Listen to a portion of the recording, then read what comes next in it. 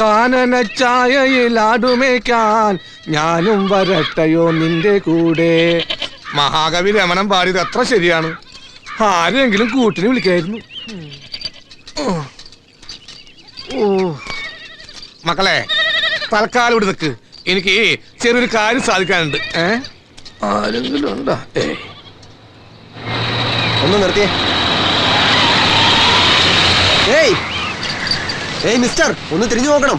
തിരിഞ്ഞു നോക്കാൻ കുറച്ച് പ്രായോഗിക ബുദ്ധിമുട്ടുകളുണ്ട്. അറിയേണ്ടത് എന്താണെന്ന് വെച്ചാൽ ഇങ്ങനെ നിന്നുകൊണ്ട് പറഞ്ഞു തരാം. ഈ ഗവൺമെന്റ് ഗസ്റ്റ് ഹൗസിലേക്ക് പോകാൻ എങ്ങനെയാ വഴി? നേരെ പോയിട്ട് ഇടത്തോട്ട് തിരിയണം.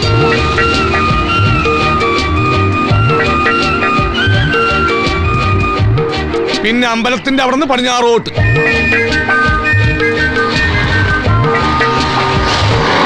പിന്നെ തെക്കോട്ട്. പിന്നെ വടക്കോട്ട്. പിന്നെ തിരിയണ്ട, നേരെ.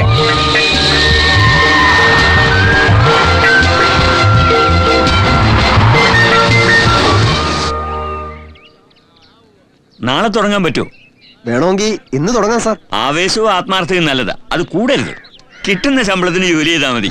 ഇന്ന് എങ്ങനെയാണോ തുടങ്ങുന്നത്? എല്ലാവരും ടയർഡല്ലേ? അത് പ്രശ്നമല്ല സാർ, മറ്റൊരു പ്രശ്നമുണ്ട്. ഹീറോ ഒരു ദിവസം കൂടി അഡ്ജസ്റ്റ്മെന്റ് ചോദിച്ചിട്ടുണ്ട്. 1-2 ദിവസം വെച്ച് എല്ലാവർക്കും വീതിച്ചു കൊടു. അവസാനം എല്ലാം കൂടി ടൈറ്റ് ആവും. പിന്നെ ഡേ ആൻഡ് നൈറ്റ്. ബാറ്റ കൂടി എന്നും പറഞ്ഞ് പ്രൊഡ്യൂസർ പ്രശ്നം. ഓക്കെ, എല്ലാവരും പോയി റെസ്റ്റ് എടുക്കട്ടെ. ഫസ്റ്റ് ഷോട്ട് ഹീറോയുടെ ഇൻട്രൊഡക്ഷൻ. ശരി, സ്റ്റാർട്ട് ക്യാമറ. ശരി, ആക്ഷൻ. ശരി,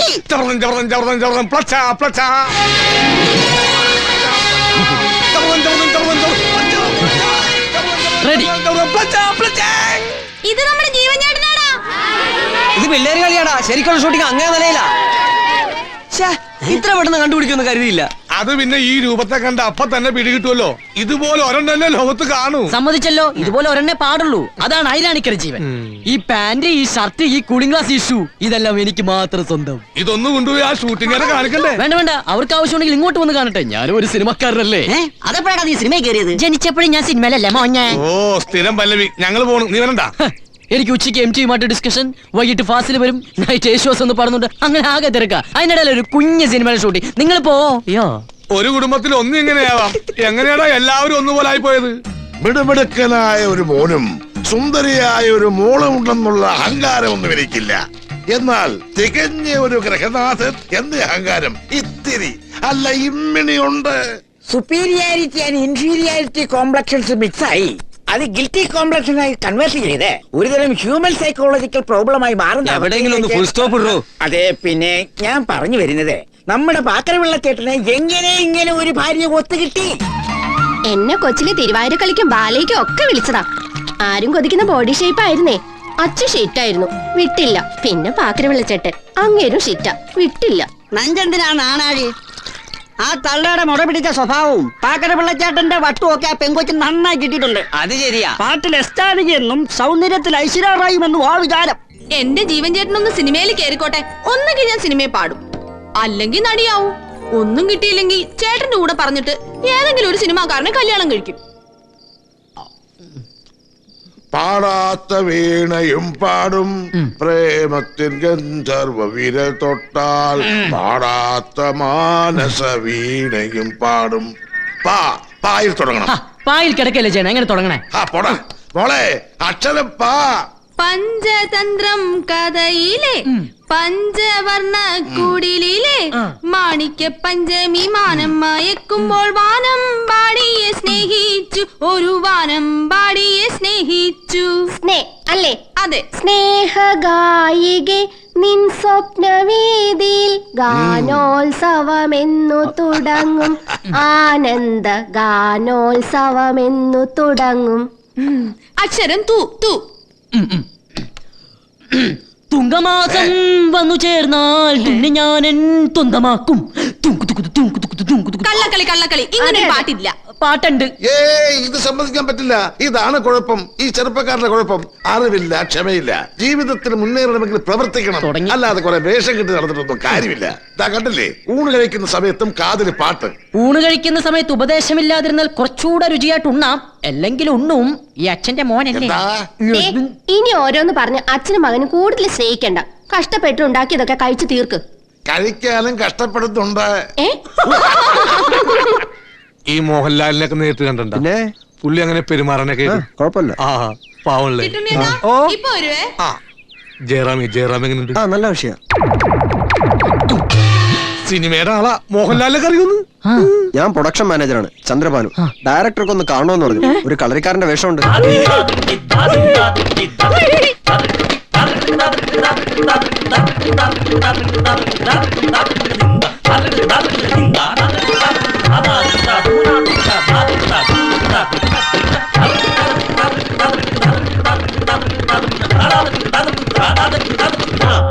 പോകാം. അതിപ്പോ പെട്ടെന്ന് പറഞ്ഞാൽ എങ്ങനെയാ? ഞാൻ ചില കമ്മിറ്റ്മെന്റ്സ് ചെയ്തിട്ടുണ്ടല്ലോ.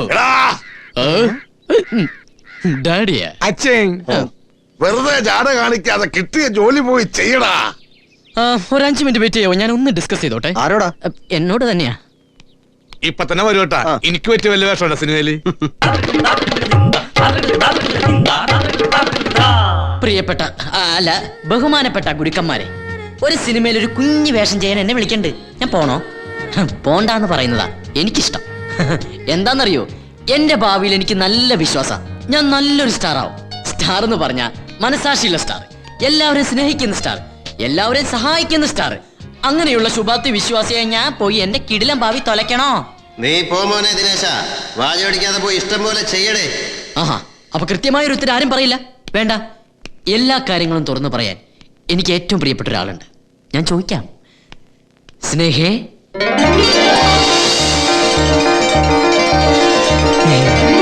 Good morning. Good morning. എന്താ ഒരു ആശയക്കുഴപ്പം? ചോദിച്ചോ. അത് എന്നെ സിനിമയിലേക്ക് വിളിച്ചു. അതിനർത്ഥം നമ്മൾ തമ്മിലുള്ള ദൂരം കുറയുന്നു എന്നാ. ഞാൻ വരട്ടെ.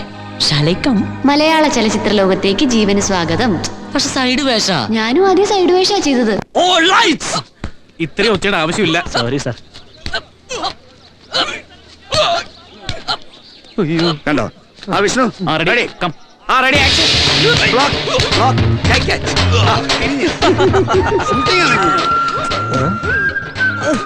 നടികളൊന്നുമില്ല. ഇല്ല. വരുത്തണോ? തിരി എൽബോ. ഓക്കെ, ഒരു റിഹേഴ്സൽ നോക്കാം. ആക്ഷൻ. കൈ ക്യാച്ച്. Lock lock. തിരികെ. ആ പുതിയ ചക്കും കൊള്ളാം. അവന്റെ ടൈമിംഗ് പോരാട്ടോ. ഞാൻ ശരിയാക്കാം. ശ്രദ്ധിക്കണം കേട്ടോ. ഇപ്പൊ ഇവിടെ കാണിച്ചു കൊടുക്ക. കൈ എടുത്തോട്ടോ. ആ ജീവ നോക്കിക്കോ. രണ്ടുപേരും ഒരേ വേഷം. ഇതെന്താ വിജ്ഞാനകോശം? ഇവര് ഡബിൾ ആക്ഷൻ ആണോ? ഇത് ഒന്ന് ഒറിജിനൽ ഒന്ന് ഡ്യൂപ്പ്. ഒറിജിനലിന് ചെയ്യാൻ പറ്റാത്തത് ഡ്യൂപ്പ് ചെയ്യും. കഷ്ടപ്പാട് ഡ്യൂപ്പിനും കാശും പേരും മറ്റവനും. ഇതിനെ ആ തലവര എന്ന് പറയുന്നത്. നമ്മുടെ ജീവന് തലവര ഉണ്ടോ? ഒന്ന് മൊട്ടയടിച്ച് നോക്കിയാൽ അറിയാം. Good morning sir. മോർണിംഗ്. ഇതെന്താ ഇലക്ട്രിസിറ്റി ബോർഡോ? ശരീരം മുഴുവൻ വയറിംഗ് ചെയ്തിട്ട്. റിച്ച്നെസ് കണ്ടിട്ട് he should be the producer. Hello, Nambinarayana speaking. ഓനെപ്പോഴാ വരിക? കായ് കൊടുത്താ ചോളൂട്ടോ. ഹോൾഡ് ചെയ്തോളൂ. അരെ ഭയ്യ കൈസാ ഹേ?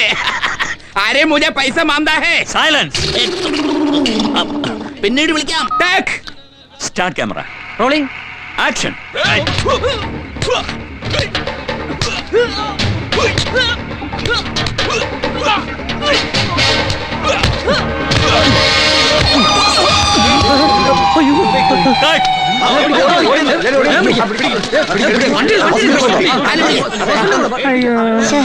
ഞാൻ അപ്പോഴേ പറഞ്ഞതാ, ഇങ്ങനെയുള്ളവന്മാരായിട്ട് ഫൈറ്റ് ചെയ്യാൻ എന്നെ കിട്ടില്ല.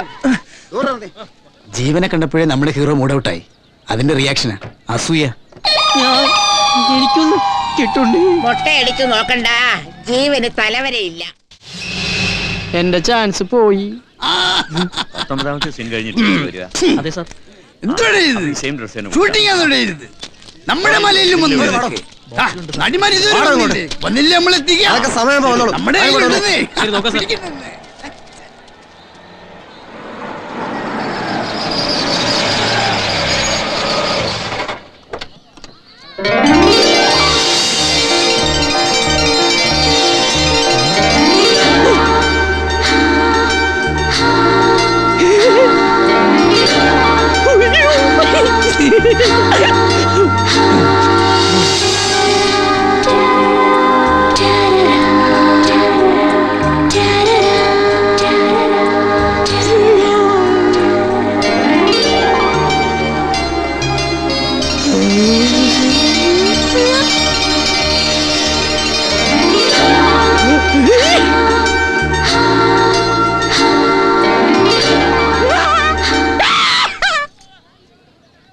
ആ ശരി.